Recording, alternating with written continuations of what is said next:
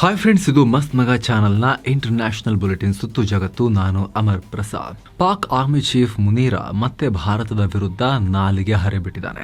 Chief of defence forces ಹುದ್ದೆಯನ್ನ ತನಗೆ ತಾನೇ ತಗೊಂಡಿರೋ ಈ ಮುನೀರಾ ಮೊದಲ ಭಾಷಣದಲ್ಲೇ ಫುಲ್ ಎಕ್ಸೈಟ್ ಆಗಿಬಿಟ್ಟಿದ್ದಾನೆ.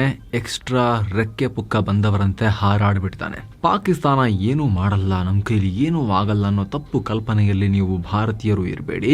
ಹಾಗ ಅನ್ಕೊಳ್ಳೋದು ನಿಮ್ಮ ಭ್ರಮೆ. ಮುಂದೆಲ್ಲಾದ್ರೂ ಭಾರತ ನಮಗೆ ಪ್ರಚೋದನೆ ಕೊಡೋಕೆ ಟ್ರೈ ಮಾಡಿದ್ರೆ ಪಾಕಿಸ್ತಾನದ ರೆಸ್ಪಾನ್ಸ್ ಇನ್ನಷ್ಟು ಖಾರ ಆಗಿರುತ್ತೆ. ತಕ್ಷಣ ದೊಡ್ಡ ಪ್ರಮಾಣದಲ್ಲಿ ತಿರುಗೇಟನ್ನ ಕೊಟ್ಬಿಡ್ತೀವಿ ಅಂತ ಒದ್ದಾಡ್ಬಿಟ್ಟಿದ್ದಾನೆ. ಹಾಗೆ ಹೊಸ ಡಿಫೆನ್ಸ್ ಫೋರ್ಸಸ್ ಹೆಡ್ ಕ್ವಾರ್ಟರ್ ಬಗ್ಗೆ ಹಾಡಿ ಹೊಗಳಿದ್ದಾನೆ. ಇದು ಬಹಳ ಇಂಪಾರ್ಟೆಂಟ್ ಮತ್ತು ಐತಿಹಾಸಿಕ ಬೆಳವಣಿಗೆ.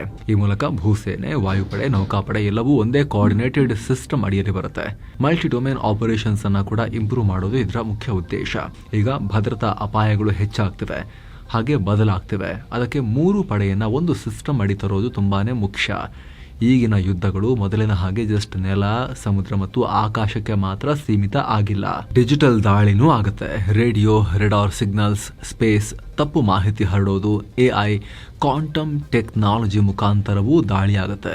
ಸೊ ಸಶಸ್ತ್ರ ಪಡೆಗಳು ಕೂಡ ಅಪ್ಡೇಟ್ ಆಗಬೇಕು ಅನ್ನೋ ಹೇಳಿಕೆ ಕೊಟ್ಟಿದ್ದಾನೆ. ಇದೇ ವೇಳೆ ಆಪರೇಷನ್ ಸಿಂಧೂರ್ ವೇಳೆ ಪಾಕಿಸ್ತಾನ ಸೇನೆ ಅತ್ಯುತ್ತಮ ಪ್ರದರ್ಶನ ತೋರ್ತು ಅಂತ ತನಗೆ ತಾನೇ ಶಾಬಾಷ್ಗಿರಿಯನ್ನ ಕೊಟ್ಕೊಂಡು ತನ್ನ ಬೆನ್ನನ್ನು ತಾನೇ ತಡ್ಕೊಂಡಿದ್ದಾನೆ. ಏನು ಮುನೀರಾ ಈ ರೀತಿ ಭಾಷಣ ಬಿಗಿತಾ ಇರುವಾಗ ಪಾಕಿಸ್ತಾನದ ಸೇನೆಯ 3 ಪಡೆಗಳ ಹಿರಿಯ ಅಧಿಕಾರಿಗಳು ಅದಕ್ಕೆ ಚಪ್ಪಾಳೆ ತಟ್ಟಿ ಸಂಭ್ರಮಿಸಿದ್ದಾರೆ, ಚೀರ್ ಲೀಡರ್ಗಳ ತರ. ಸ್ನೇಹಿತರೆ, ಆಪರೇಷನ್ ಸಿಂಧೂರ್ ವೇಳೆ ಪಾಕಿಸ್ತಾನ ಭಾರತದ ಮುಂದೆ ಸೋತ್ ಹೋದ್ಮೇಲೆ ಈ ಮುನೀರ್ ಬಂಕರ್ ಒಳಗೆ ಕೂತ್ಕೊಂಡು ಶೌರ್ಯ ಮೆರೆದಿದ್ದ. ಅದಕ್ಕೋಸ್ಕರ ತುಂಬಾ ಚೆನ್ನಾಗಿ ಕೆಲಸ ಮಾಡಿದ್ಯಪ್ಪ ಅಂತ ಫೀಲ್ಡ್ ಮಾರ್ಷಲ್ ಪಟ್ಟವನ್ನ ಕೊಡ್ಲಾಗಿತ್ತು, ಅಥವಾ ತನಗೆ ತಾನೇ ತಗೊಂಡಿದ್ದ. ಆಗ ಮುನೀರಾ ಪಾಕಿಸ್ತಾನದ 2ನೇ ಫೀಲ್ಡ್ ಮಾರ್ಷಲ್ ಆಗ್ಬಿಟ್ಟ. ಅದರ ಬೆನ್ನಲ್ಲೇ ಶಹಬಾಜ್ಗೆ ಹೆದರಿಸಿ ಚೀಫ್ ಆಫ್ ಡಿಫೆನ್ಸ್ ಫೋರ್ಸಸ್ ಅನ್ನೋ ಪೋಸ್ಟ್ ನ ಕ್ರಿಯೇಟ್ ಮಾಡಿಸ್ಕೊಂಡಿದ್ದ. ಆ ಹುದ್ದೆ ಬಗ್ಗೆ ಮೊದಲ ಭಾಷಣ ಮಾಡಬೇಕಾಗಿತ್ತು. ಅಲ್ಲಿ ಈ ರೀತಿ ಭಾರತದ ವಿರುದ್ಧ ಬೆಂಕಿಯನ್ನ ಕಾರಿದಾನೆ.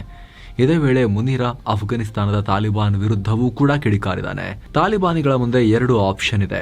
ತಾಲಿಬಾನಿಗಳು ಒಂದು ಪಾಕಿಸ್ತಾನದೊಂದಿಗೆ ಸಂಬಂಧ ಚೆನ್ನಾಗಿಟ್ಕೋಬೇಕು, ಇಲ್ಲ TTPಗಳಿಗೆ ಸಪೋರ್ಟ್ ಮಾಡಬೇಕು. 2 ಒಟ್ಟಿಗೆ ಆಗಲ್ಲ. ಇದರ ಬಗ್ಗೆ ನಾವು ತಾಲಿಬಾನ್ಗೆ ಈಗ ಆಲ್ರೆಡಿ ಸ್ಪಷ್ಟ ಸಂದೇಶವನ್ನ ರವಾನೆ ಮಾಡಿದ್ದೀವಿ ಅಂತ ಹೇಳಿದ್ದಾನೆ. ಇತ್ತ ಭಾರತ ಪಾಕಿಸ್ತಾನಕ್ಕೆ ತಿರುಗೇಟು ಕೊಟ್ಟಿದೆ.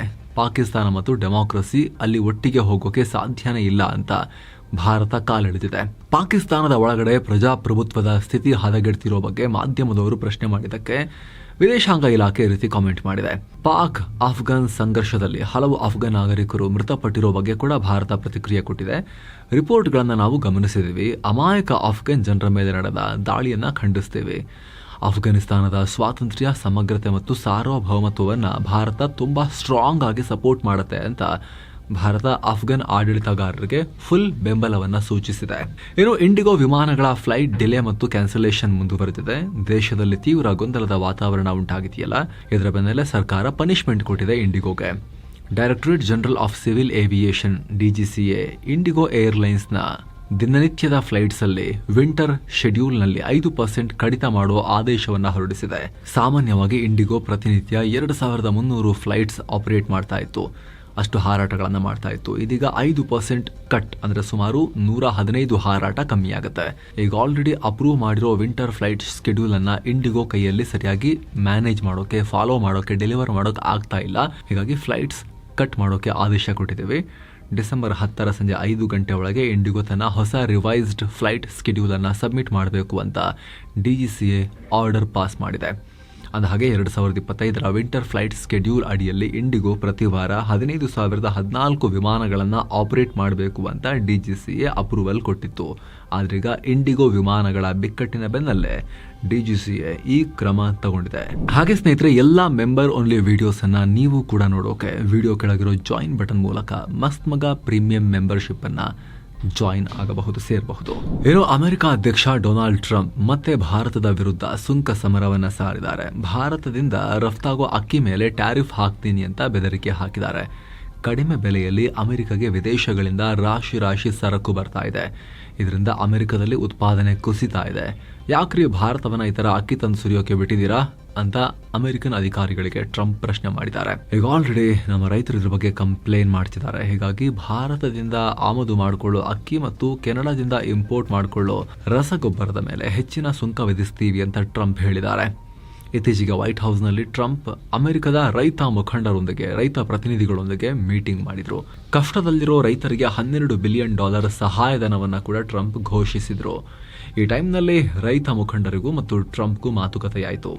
ಈ ವೇಳೆ ಯಾವ್ಯಾವ ರಾಷ್ಟ್ರಗಳಿಂದ ನಿಮಗೆ ತೊಂದರೆ ಆಗ್ತಿದೆ ಅಂತ ಟ್ರಂಪ್ ಕೇಳಿದ್ರು. ಅದಕ್ಕೆ ಲೂಸಿಯಾನಾ ಮೂಲದ ಕೆನಡಿ ರೈಸ್ ಮಿಲ್ನ ಸಿಇಒ ಮೆರಿಲ್ ಕೆನಡಿ ಪ್ರತಿಕ್ರಿಯಿಸಿ, ಭಾರತ, ಥೈಲ್ಯಾಂಡ್ ಹಾಗೂ ಚೀನಾಗಳಿಂದ ಈ ಪ್ರಾಬ್ಲಮ್ ಆಗ್ತಾ ಇದೆ. ಚೀನಾ ಕೂಡ ತಂದು ಹಾಕ್ತಾ ಇದೆ, ಪೋರ್ಟೋರಿಕೋ ಮೂಲಕ ತಂದು ಹಾಕ್ತಾ ಇದೆ ಅಂತ ಹೇಳಿದ್ದಾರೆ. ಇದರ ಪರಿಣಾಮ ನಾವು ಹಲವು ವರ್ಷಗಳಿಂದ ಅಕ್ಕಿನೇ ಮಾರಾಟ ಮಾಡೋಕ್ಕಾಗ್ತಾ ಇಲ್ಲ. ದಕ್ಷಿಣ ಭಾಗದಲ್ಲಿರೋ ನಾವು ನಿಜವಾಗ್ಲೂ ಕಷ್ಟಪಡ್ತಾ ಇದ್ದೀವಿ. ಹೀಗಾಗಿ ಟ್ಯಾರಿಫ್ ಅನ್ನ ಡಬಲ್ ಮಾಡಬೇಕು ಅವ್ರ ಮೇಲೆ ಅಂತ ಹೇಳಿದ್ರು. ಇದಕ್ಕೆ ತಕ್ಷಣ ರಿಯಾಕ್ಟ್ ಮಾಡಿದ ಟ್ರಂಪ್, ಹೇಳಿ ಭಾರತದ ಬಗ್ಗೆ ಹೇಳಿ, ಭಾರತದ ಅಕ್ಕಿಗೆ ರಿಯಾಯಿತಿ ಕೊಡ್ತಾ ಇದೀವಿ ನಾವು ಅಂತ ಪ್ರಶ್ನೆ ಮಾಡಿದ್ದಾರೆ. ಟ್ಯಾರಿಫ್ನು ಹಾಕಿಲ್ಲ ಅವರಿಗೆ ಅಂತ ಹೇಳಿ. ಅದಕ್ಕೆ ಅಮೆರಿಕದ ಟ್ರೆಜರಿ ಸೆಕ್ರೆಟರಿ ಸ್ಕಾಟ್ ಬೆಸೆಂಟ್ ಪ್ರತಿಕ್ರಿಯಿಸಿ, ಇಲ್ಲ ಸರ್, ಟ್ರೇಡ್ ಡೀಲ್ ಮಾತುಕತೆ ಆಗ್ತಾ ಇದೆಯಲ್ಲ ಅಂತ ಹೇಳಿದ್ರು. ಅದರ ಬೆನ್ನಲ್ಲೇ ಟ್ರಂಪ್, ನಮ್ಮ ರೈತರಿಗೆ ಯಾವ್ಯಾವ ರಾಷ್ಟ್ರಗಳಿಂದ ತೊಂದರೆ ಆಗ್ತಾ ಇದೆ ಲಿಸ್ಟ್ ಬರೀರಿ ಅಂತ ಅಮೆರಿಕದ ಟ್ರೆಜರಿ ಸೆಕ್ರೆಟರಿ ಸ್ಕಾಟ್ ಬೆಸೆಂಟ್ಗೆ ಹೇಳಿದ್ದಾರೆ. ಆಗ ಆತ ಮೊದಲು ಭಾರತದ ಹೆಸರನ್ನೇ ಬರೆದಿದ್ದು, ಆಮೇಲೆ ಥೈಲ್ಯಾಂಡ್, ಚೀನಾ ಬಗ್ಗೆ ಕೂಡ ಉಲ್ಲೇಖ ಮಾಡಿದ್ದಾರೆ. ಆಮೇಲೆ ಇವ್ರ ಮೇಲೆ ಜಾಸ್ತಿ ಟ್ಯಾರಿಫ್ ಹಾಕಬೇಕು ಅಂತ ಟ್ರಂಪ್ ಹೇಳಿದ್ದಾರೆ. ಈ ಮೂಲಕ ಭಾರತಕ್ಕೆ ಅಕ್ಕಿ ಏಟು ಬೀಳ್ತಾ ಇದೆ ಈಗ ಟ್ರಂಪ್ ಕಡೆಯಿಂದ. ಆ ರೀತಿ ಅವರು ಸೂಚನೆಯನ್ನ ಕೊಟ್ಟಿದ್ದಾರೆ. ಇದರಿಂದ ಏನ್ ಪರಿಣಾಮ ಆಗುತ್ತೆ, ರೈತರ ಮೇಲೆ ಏನ್ ಪರಿಣಾಮ ಆಗುತ್ತೆ, ಅಕ್ಕಿ ಕೃಷಿ ಮೇಲೆ ಏನ್ ಪರಿಣಾಮ ಆಗುತ್ತೆ, ಎಲ್ಲದರ ಬಗ್ಗೆ ನಾವು ನಿಮಗೆ ವಿಶೇಷ ವರದಿಯಲ್ಲಿ ಶೀಘ್ರದಲ್ಲಿ ಮಾಹಿತಿಯನ್ನ ಕೊಡ್ತೀವಿ. ಇನ್ನು ಉತ್ತರ ಆಫ್ರಿಕಾ ರಾಷ್ಟ್ರ ಸುಡಾನ್ನಲ್ಲಿ ಸೇನೆ ಮತ್ತು ಅರೆ ಸೇನಾ ಪಡೆಗಳ ನಡುವಿನ ಯುದ್ಧ ತಾರಕಕ್ಕೇರಿದೆ. ಕಳೆದ ಒಂದು ವಾರದಲ್ಲಿ ಸುಡಾನ್ನಲ್ಲಿ 114 ಜನ ಮೃತಪಟ್ಟಿದ್ದಾರೆ, 35 ಜನ ಗಾಯಗೊಂಡಿದ್ದಾರೆ. ಇದರಲ್ಲಿ 63 ಮಕ್ಕಳಿದ್ದಾರೆ. ಸುಡಾನ್ನ ಕೋಡೋಫ್ಯಾನ್ ಅನ್ನೋ ಪ್ರಾಂತ್ಯದಲ್ಲಿ RSF ಅರೆಸೇನಾ ಪಡೆ ಡ್ರೋನ್ ದಾಳಿ ಮಾಡಿದ್ದು, ಅದರಲ್ಲಿ ಇಷ್ಟೊಂದು ಸಾವು ನೋವಾಗಿದೆ ಅಂತ ವಿಶ್ವ ಆರೋಗ್ಯ ಸಂಸ್ಥೆ ಮಾಹಿತಿ ಕೊಟ್ಟಿದೆ. ಮೊದಲಿಗೆ ಕಿಂಡರ್ ಗಾರ್ಟನ್ ಮೇಲೆ ಡ್ರೋನ್ ದಾಳಿ ನಡೆಯಿತು. 2ನೇ ಬಾರಿಯಲ್ಲಿ ಆಸ್ಪತ್ರೆಯೊಂದರ ಮೇಲಾಯಿತು. 3ನೇ ಬಾರಿಗೆ ಈ ದಾಳಿಗೆ ಸಿಕ್ಕಾಕೊಂಡವರನ್ನ ರಕ್ಷಿಸೋಕೆ ಬಂದವರ ಮೇಲೂ ಕೂಡ ಡ್ರೋನ್ ದಾಳಿ ಆಯಿತು ಅಂತ WHO ಹೇಳಿದೆ. ಸ್ನೇಹಿತರೆ, ಸುಡಾನ್ನಲ್ಲಿ ನಿರಂತರವಾಗಿ ಹೊಡೆದಾಟ ಆಗ್ತಾ ಇದೆ, ನಾನ್ ಸ್ಟಾಪ್. 2023ರ ಏಪ್ರಿಲ್ನಲ್ಲಿ ಶುರುವಾದ ಸುಡಾನ್ ಸೇನೆ ಮತ್ತು ಅರೆ ಸೇನಾ ಪಡೆ ನಡುವಿನ ಸಂಘರ್ಷದಲ್ಲಿ ಇದುವರೆಗೆ ಲೆಕ್ಕನೇ ಇಲ್ಲ, ಸಾವಿರಾರು ಜನ ಪ್ರಾಣ ಹೋಗಿದೆ. ಸುಮಾರು 1.2 ಕೋಟಿ ಜನ ಸ್ಥಳಾಂತರ ಆಗಿದ್ದಾರೆ. ಜಪಾನ್ನ ಉತ್ತರ ಭಾಗದಲ್ಲಿ 7.6 ತೀವ್ರತೆಯ ಪ್ರಬಲ ಭೂಕಂಪ ಉಂಟಾಗಿದೆ. ಪರಿಣಾಮ 20ಕ್ಕೂ ಅಧಿಕ ಜನ ಗಾಯಗೊಂಡಿದ್ದಾರೆ. ಭೂಕಂಪದಿಂದಾಗಿ ಪೆಸಿಫಿಕ್ ಕರಾವಳಿ ಭಾಗದಲ್ಲಿ ಸುನಾಮಿ ಎದ್ದಿದ್ದು, ಅಮೋರಿ ನಗರದ ಕರಾವಳಿ ಭಾಗದಲ್ಲಿ ಭಾರಿ ಹಾನಿಯಾಗಿದೆ. ಹೋಟೆಲ್, ಕಟ್ಟಡಗಳಿಗೆಲ್ಲ ನೀರು ನುಗ್ಗಿದೆ. ಇದೇ ಕರಾವಳಿ ಸಮೀಪ ನ್ಯೂಕ್ಲಿಯರ್ ಪವರ್ ಪ್ಲಾಂಟ್ಗಳು ಕೂಡ ಇದ್ದು, ಅವುಗಳಿಗೇನಾದರೂ ಡ್ಯಾಮೇಜ್ ಆಗಿದೆಯಾ ಅಂತ ಹೇಳಿ ಚೆಕ್ ಮಾಡ್ತಿದ್ದಾರೆ. ಘಟನೆ ಸಂಬಂಧ ತುರ್ತು ಕ್ರಮ ತಗೊಳ್ಳೋಕೆ ಸರ್ಕಾರ ಕಮಿಟ್ ಆಗಿದೆ. ಸಂಕಷ್ಟದಲ್ಲಿರೋ ಜನರನ್ನ ಸೇಫ್ ಜಾಗಗಳಿಗೆ ಮೂವ್ ಮಾಡ್ತಾ ಇದೀವಿ ಅಂತ ಜಪಾನ್ ಪ್ರಧಾನಿ ಸನೈ ತಕಾಚಿ ಹೇಳಿದ್ದಾರೆ. ಇನ್ನು ಇಸ್ರೇಲ್ ಈಗ ಮತ್ತೆ ಪೂರ್ವ ಜೆರುಸಲಂನಲ್ಲಿರೋ ವಿಶ್ವಸಂಸ್ಥೆಯ ರಿಲೀಫ್ ಏಜೆನ್ಸಿ ಮೇಲೇನೆ ದಾಳಿ ಮಾಡಿದೆ. ಆ ಆಫೀಸ್ನಲ್ಲಿದ್ದ ವಸ್ತುಗಳನ್ನೆಲ್ಲ ವಶಪಡಿಸಿಕೊಂಡು ಕಚೇರಿ ಮೇಲಿದ್ದ ವಿಶ್ವಸಂಸ್ಥೆಯ ಫ್ಲಾಗ್ ಅನ್ನ ಕಿತ್ತು ಬಿಸಾಕಿದ್ದಾರೆ. ಇಸ್ರೇಲ್ ಫ್ಲಾಗ್ ಹಾಕಿ ಹೋಗಿದ್ದಾರೆ. ಇಸ್ರೇಲ್ ವಿಶ್ವಸಂಸ್ಥೆಗೂ ನಯಾ ಪೈಸೆ ಕಿಮ್ಮತ್ ಕೊಡಲ್ಲ. ಇದನ್ನ ವಿಶ್ವಸಂಸ್ಥೆ ಅಧಿಕಾರಿಗಳೇ ಹೇಳಿದ್ದಾರೆ. 2023ರ ಅಕ್ಟೋಬರ್ನಲ್ಲಿ ಇಸ್ರೇಲ್ ಮೇಲೆ ಹಮಸ್ ನಡೆಸಿದ ದಾಳಿಯಲ್ಲಿ ವಿಶ್ವಸಂಸ್ಥೆಯ ಕೆಲ ಉದ್ಯೋಗಿಗಳು ಪಾಲ್ಗೊಂಡಿದ್ರು ಅಂತ ಆರೋಪಿಸಿ, ಅಂದ್ರೆ ಇವರು ನಮ್ಮ ವಿರುದ್ಧ ಇದ್ದಾರೆ ಅನ್ನೋದು ಇಸ್ರೇಲ್ ಲೆಕ್ಕಾಚಾರ ಈಗ. ಹಾಗಾಗಿ ಅವ್ರ ಮೇಲೆ ಇಸ್ರೇಲ್ ಬ್ಯಾನ್ ಹೇರಿತು. ಈಗ ಆ ಕಚೇರಿಯನ್ನ ಸೀಜೆ ಮಾಡಿದ್ದಾರೆ. ಇನ್ನೊಂದ್ ಕಡೆ ಇಸ್ರೇಲ್ PM ಬೆಂಜಮಿನ್ ನೆತನ್ಯಾಹು ಅಲ್ಲಿನ ಸಂಸತ್ನಲ್ಲಿ ಮಾತನಾಡುವಾಗ PM ಮೋದಿ ಹೆಸರನ್ನ ಉಲ್ಲೇಖ ಮಾಡಿದ್ದಾರೆ. ನಾವು ಶತ್ರುಗಳ ವಿರುದ್ಧ ಸಂಘರ್ಷ ನಡೆಸ್ತಾ ಇದ್ದೀವಿ. ನಾವು ಅನೇಕ ರಾಷ್ಟ್ರಗಳೊಂದಿಗೆ ಒಳ್ಳೆ ಸಂಬಂಧ ಇಟ್ಕೊಂಡಿದ್ದೀವಿ. ನಾನು ಮತ್ತು ನನ್ನ ಹಳೆ ಮಿತ್ರ ಭಾರತದ ಪ್ರಧಾನಿ ಮೋದಿ ಆಗಾಗ ಮಾತಾಡ್ತಾ ಇರ್ತೀವಿ. ನಾವು ಶೀಘ್ರದಲ್ಲಿ ಭೇಟಿಯಾಗೋಕೆ ವ್ಯವಸ್ಥೆ ಮಾಡ್ಕೊಳ್ತಾ ಇದ್ದೀವಿ. 140 ಕೋಟಿ ಜನರ ದೊಡ್ಡ ರಾಷ್ಟ್ರ ಭಾರತ ನಮ್ಮೊಂದಿಗೆ ಸಂಬಂಧ ಬಲಪಡಿಸೋಕೆ ಬಯಸುತ್ತೆ ಅಂತ ನೆತನ್ಯಾಹು ಹೇಳಿದ್ದಾರೆ. ಇನ್ನು ಭಾರತ ಮತ್ತು ಯುರೋಪಿಯನ್ ಯೂನಿಯನ್ ನಡುವೆ ವ್ಯಾಪಾರ ಒಪ್ಪಂದದ ಕುರಿತು ಮಹತ್ವದ ಮಾತುಕತೆಯಾಗಿದೆ. ಬಾಕಿ ಇರೋ ವಿಚಾರಗಳ ಬಗ್ಗೆ ಚರ್ಚಿಸೋಕೆ ಅಂತ ದಿಲ್ಲಿಗೆ ಯುರೋಪಿಯನ್ ಯೂನಿಯನ್ ಟ್ರೇಡ್ ಕಮಿಷನರ್ ಮಾರೋಸ್ ಸೆಫ್ಕೋವಿಕ್ ನೇತೃತ್ವದ ನಿಯೋಗ ಬಂದಿದೆ. ಅದರ ಬೆನ್ನಲ್ಲೇ ವಾಣಿಜ್ಯ ಸಚಿವ ಪಿಯೂಷ್ ಗೋಯಲ್ ಅವರನ್ನ ಮೀಟ್ ಮಾಡಿ ಟ್ರೇಡ್ ಡೀಲ್ ಬಗ್ಗೆ ಅಂತಿಮ ಹಂತದ ಚರ್ಚೆ ಮಾಡಿದ್ದಾರೆ. ಶೀಘ್ರ ಟ್ರೇಡ್ ಡೀಲ್ ಆಗಬಹುದು ಅನ್ನೋ ವಾತಾವರಣ ಇದೆ. ಏನೋ ಹಿಂದೂ ದೇಗುಲ ಮತ್ತು ಅದರ ಸುತ್ತಮುತ್ತಲಿನ ಜಾಗಕ್ಕಾಗಿ ಥೈಲ್ಯಾಂಡ್ ಮತ್ತು ಕಂಬೋಡಿಯಾ ನಡುವೆ ನಡೀತಾ ಇರೋ ಸಂಘರ್ಷ ಜೋರಾಗಿದೆ. ಕಂಬೋಡಿಯಾ ನಮ್ಮ ನಾಗರಿಕರ ಪ್ರದೇಶಗಳನ್ನ ಟಾರ್ಗೆಟ್ ಮಾಡಿ ದಾಳಿ ಮಾಡ್ತಾ ಇದೆ, ರಾಕೆಟ್ಗಳನ್ನ ಫೈರ್ ಮಾಡ್ತಾ ಇದೆ ಅಂತ ಹೇಳಿ ಆರೋಪಿಸಲಾಗಿದೆ ಥೈಲ್ಯಾಂಡ್ ಕಡೆಯಿಂದ. ಅಲ್ಲದೆ 2 ದಿನಗಳ ಸಂಘರ್ಷದಲ್ಲಿ ಇದುವರೆಗೆ ಒಟ್ಟು 8 ಮಂದಿ ಪ್ರಾಣವನ್ನ ಕಳ್ಕೊಂಡಿದ್ದಾರೆ, ಹಲವರು ಗಾಯಗೊಂಡಿದ್ದಾರೆ. ಪರಿಸ್ಥಿತಿ ಕೈಮೀರಿ ಹೋಗ್ತಾ ಇದ್ದು, ಇದಕ್ಕೆ ವಿಶ್ವಸಂಸ್ಥೆಯ ಪ್ರಧಾನ ಕಾರ್ಯದರ್ಶಿ ಆಂಟೋನಿಯೋ ಗುಟೆರೆಸ್ ರಿಯಾಕ್ಟ್ ಮಾಡಿದ್ದಾರೆ. 2 ಕಡೆಯವರು ಕದನ ವಿರಾಮಕ್ಕೆ ಕಮಿಟ್ ಆಗಿ ಸಂಯಮದಿಂದ ಇರಿ ಅಂತ ಹೇಳಿದ್ದಾರೆ.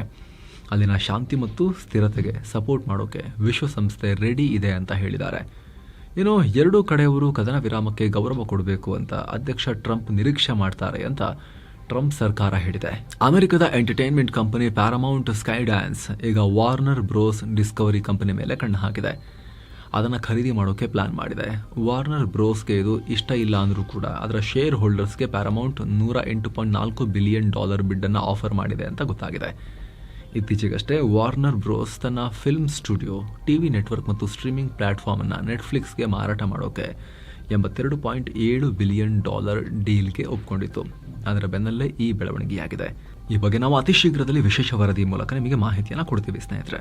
ದಿತ್ವಾ ಚಂಡಮಾರುತಕ್ಕೆ ತತ್ತರಿಸಿರೋ ಲಂಕಾಗೆ ಭಾರತ ಸಹಾಯವನ್ನು ಕಂಟಿನ್ಯೂ ಮಾಡಿದೆ. ಈಗ ಬ್ರಿಡ್ಜ್ ರಿಪೇರಿ ಮಾಡೋಕ್ಕೂ ಕೂಡ ಹೆಲ್ಪ್ ಮಾಡ್ತಿದ್ದಾರೆ. ಆಹಾರ, ವೈದ್ಯಕೀಯ ಸಹಾಯ ಮಾತ್ರ ಅಲ್ಲ, ಸೇತುವೆ ಎಲ್ಲ ಅಲ್ಲಿ ಡ್ಯಾಮೇಜ್ ಆಗಿತ್ತು, ಅದನ್ನು ಮತ್ತೆ ಪುನರ್ ನಿರ್ಮಾಣ ಮಾಡೋಕ್ಕೆ ಭಾರತ ಹೆಲ್ಪ್ ಮಾಡ್ತಾ ಇದೆ. ತಾತ್ಕಾಲಿಕ ಬ್ರಿಡ್ಜಸ್ ಅನ್ನು ಕೂಡ ಹಾಕ್ಕೊಡ್ತಾ ಇದೆ ಅವರಿಗೆ, ಲಂಕಾದವರಿಗೆ. ಸೊ ಫ್ರೆಂಡ್ಸ್, ಇದಾಗಿತ್ತು ಇವತ್ತಿನ ಜಗತ್ತಿನ ಸುತ್ತಾಟ. Thank you so much. ಆಗಲೇ ಹೇಳಿದ ಮಸ್ಮಗ ಪ್ರೀಮಿಯಂ ಮೆಂಬರ್ಶಿಪ್ನಲ್ಲಿ ಆಸಕ್ತಿ ಇರೋರು ವಿಡಿಯೋ ಕೆಳಗಿರೋ ಜಾಯಿನ್ ಬಟನ್ ಮೂಲಕ ಸೇರಬಹುದು. ಆಮೇಲೆ ಎಲ್ಲ ಮೆಂಬರ್ ಓನ್ಲಿ ವೀಡಿಯೋಸನ್ನು ನೀವು ಕೂಡ ನೋಡೋಕೆ ಶುರು ಮಾಡ್ಬೋದು. Thank you so much. ಮತ್ತೆ ಭೇಟಿ ಆಗ್ತಿರೋಣ ಸ್ನೇಹಿತರೆ. ನಮಸ್ತೆ.